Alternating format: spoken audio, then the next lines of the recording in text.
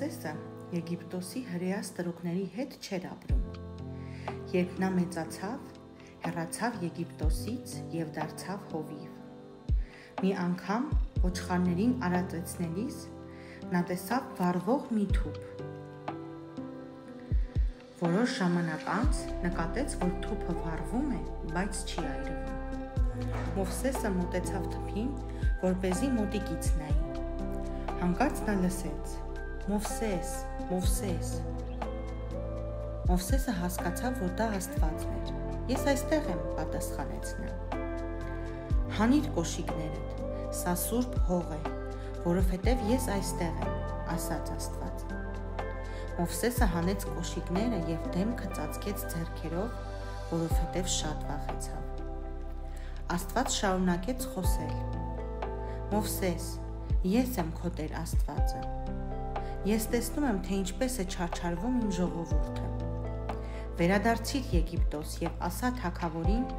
որ նա թույլ տա հրեաներին հեռանալ Եգիպտոսից։ Ես նրանց նոր երկիր կտամ»։ «Ինչպես ես թագավորին ստիպեմ ազատել հրեաներին», զարմացավ Մովսեսը։ «Մի անհանգստացիր, ես քեզ հետ կլինեմ և կօգնեմ քեզ», պատասխանեց Աստվածը։ Բայց Մովսեսը կասկածում էր։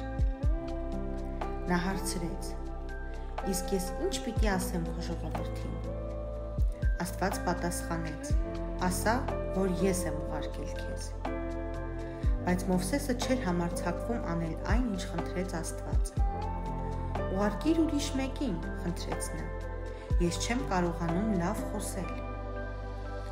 Աստված ասաց. «Մովսես, ես եմ քեզ բերան տվել, ուրեմն կօգնեմ նաև, որ խոսես։ Ես քեզ հետ կուղարկեմ քո եղբորը, Ահարոնին։ Նա, եթե հարկ լինի, կխոսի քո փոխարեն»։ Մովսեսը վերադարձավ Եգիպտոս և գտավ եղբորը։ Նա երջանիկ էր, որ Աստված իրեն օգնական էր տվել։ Մովսեսը ուրախ էր նաև, որ ինքը Տերը պիտի օգներ իրենց։